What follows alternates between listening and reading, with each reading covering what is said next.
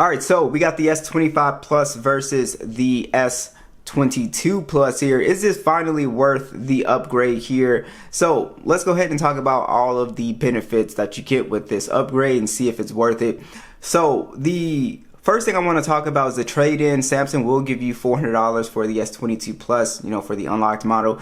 The S25 is a $1,000 phone, so you are going to pay a pretty big amount of money for this upgrade. So is it worth it? So the first thing that actually stood out to me between these two phones hardware-wise is that the S25 does seem to be just a tad bit taller.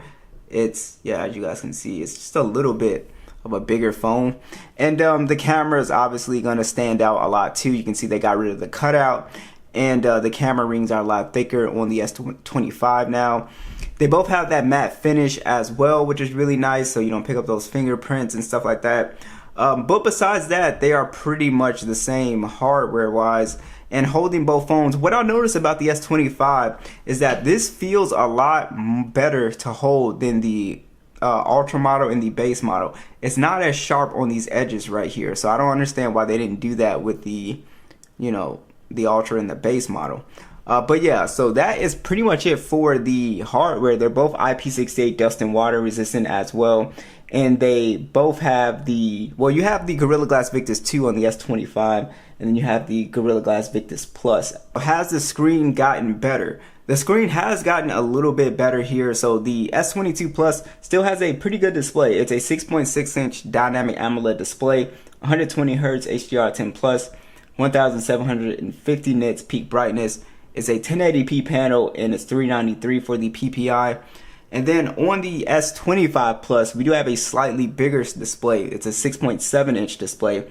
This one is LTPO, so it can help with battery life. And then you also do have 120 Hz HDR10 Plus, and this has a max brightness of 2600 nits, so it's a much brighter phone in direct sunlight. So if you're outside, sunny day at the beach or something like that, the S25 will look a lot better. This is also a 1440p panel now, so it's 513 for the PPI.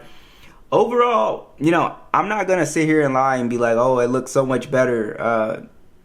It just looks the same, especially at the distance. And I even made sure to load up a bunch of 1440p content, and I just couldn't tell the difference, guys. So if you're upgrading for display and the screen resolution and stuff like that, because you want the display to look more crispy or something like that, you're not gonna notice the difference, guys. I'm telling you, the difference, if there's a difference, it's very minimal, because out of all the videos I was watching, just playing games, the display's quality looks the same here. The biggest difference that'll pop out is honestly the size difference is a little bit bigger, right? And then the max brightness is gonna pop out as well if you're somebody who's outdoors.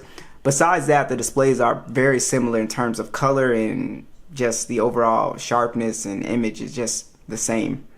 As far as the bezel difference goes, the bezel difference is, again, kind of minimal here. Yeah, it's got slightly slimmer bezels, but even it's still kind of hard to tell from just looking at them side by side.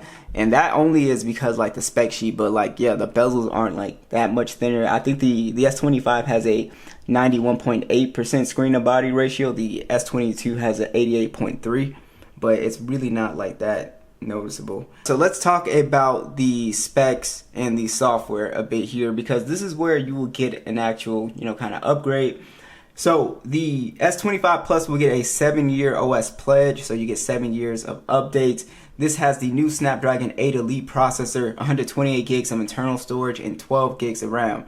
Now the S22 Plus has a 4-year pledge. It was launched with Android 12, and it's currently on Android 14. It will get Android 15. And then you do have the 128 gigs and 8 gigs of RAM on here. And you guys can see the score difference here. Is the speed that much, noticeable? Not really. Your general performance is not going to be that noticeable. And I'll show you guys the 3D Mark test here. Now in these benchmarks, yes, for power users, this is actually a big upgrade for people who play a lot of games, heavy games, Genshin emulators. You guys can see 36.16, 15.26, and you guys can see the frames 15 to 48, 11 to 19. And overall, this chipset is just going to be way more efficient when it comes to heating and just playing games for a long period of time. But that doesn't mean the S22 Plus is bad at playing games, and you'll see it still does a pretty good job. But as far as your general performance, for my lighter users that don't game and stuff like that, will you notice the difference? Really? Not really. And I suspect that the S22 Plus will get a lot smoother and get those One UI 7 animations and probably be a little bit faster as well once it gets that update. So for general performance, I would actually say just wait it out. You probably don't need to upgrade here for performance because it's not that big of a difference. As you guys can see, it is really like similar in terms of speed. And I do want to do my full speed test for, you know, all these S25 phones, but as you guys can see, general performance, not that big of a deal. So here we're in PUBG, and this is like the best example I can show you guys in performance. You have 120 frames versus the 90 frames. So like I said, for the average person who just, you know, come in here, you play PUBG, Call of Duty, Genshin, this is still perfectly fine. I don't have an issue with this. Now this is the Snapdragon model. I know a lot of people have the, I think the Exynos model as well. I don't have access to that, but I'm sure that one is worse than the Snapdragon one from what I hear online. So again, this could be a great upgrade for people who are heavy gamers because yeah, you can notice a difference if you're playing competitively versus 90 to 120 frames for sure. It just feels better. And yeah, overall it's not gonna hit the battery life as well as hard when you're doing more intense stuff because of this chipset. It's just a lot better. So yeah, so general performance, not an upgrade. Power user, you do a lot of heavier stuff. Yes, I think this is good for gaming and stuff like that. Now, in general, you guys are going to have most of the Galaxy AI features that you have on the S25 Plus. So if that's your thing and you're really, you know, into the AI stuff, I'm assuming that some of the stuff will show up here that's not here, like the health assist and the now brief should show up in One UI 7. I don't think they're going to restrict any of the AI stuff. The Gemini on the button should show up as well on the S22.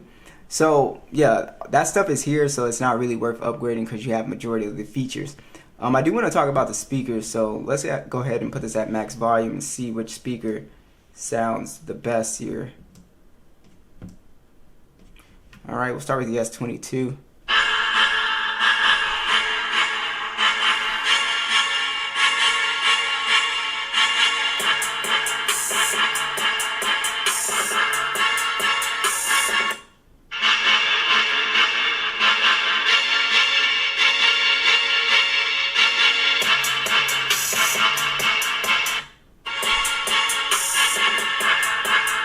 Yeah, so this is actually a pretty good speaker upgrade. The S22 Plus, in comparison, actually sounds kind of flat.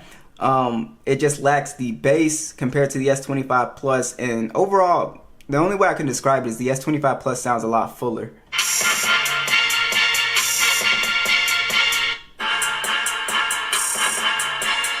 Yeah, the bass is almost like, compared to this, it's like it's almost like non-existent. So this is a very good upgrade when it comes to speakers. Now, the fingerprint scanner has remained untouched, so it's still very fast. I wouldn't worry about it. Yeah, they feel exactly the same.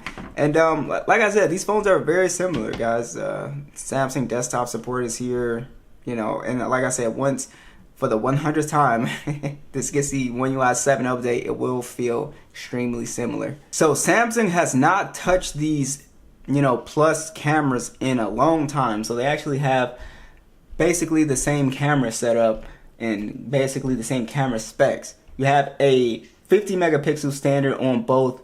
You have a 10 megapixel telephoto on both. They both do 3x optical. They both have a 12 megapixel ultra wide. They both can shoot an AK-24, but the S25 Plus can shoot an AK-30. And then you also have a 12 megapixel selfie versus the 10 megapixel selfie, and they both shoot in 4K 60. Can you guys notice the difference in video and images?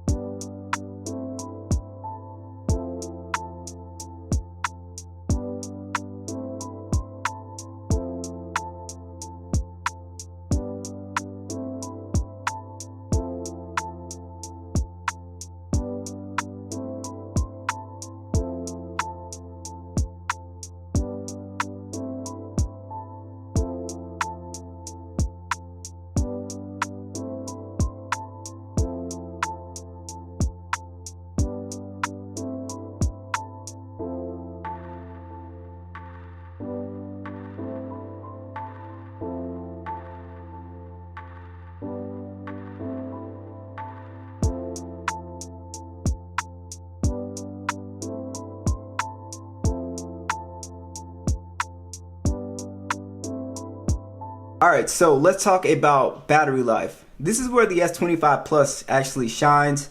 The battery life is excellent. The screen on time is really good. The standby time is really good. We actually do have a bigger battery at 4900 milliamps versus the 4500 milliamp hour battery. They both do 45-watt charging in wireless and reverse wireless charging. And yes, the screen on time is better. The S22 Plus, it never really had bad battery life for me, but again, as somebody who doesn't play a lot of games, you know, for you guys that are playing games using GPS, doing more intense stuff, you'll notice the screen on time is definitely better on the S25 Plus for sure. So with that being said, guys, should you upgrade your S22 Plus? It's a pretty tough sell because I think this comes down to your cameras, right? What you thought of the image quality. Do you play a lot of games on your phone and stuff like that? And then also, I don't think the screen is too much of an upgrade at all. I know the 1440p sounds tempting, but I was looking at videos and everything, and they looked pretty much identical. So I don't think there's much of an upgrade there. It's really the max brightness is the only thing. And software-wise, yeah, you will have a long software, you know, support on the S25 Plus for sure. So if you keep your phone for a long time, but we do have the One UI 7 update coming to this phone. And you do have the AI stuff. You know, there's slight improvements here, but is it really worth upgrading? I don't really think it's worth upgrading, guys, if you're not really like a power user, because the biggest thing here is really the chipset. Everything else, it seems like it's not worth it.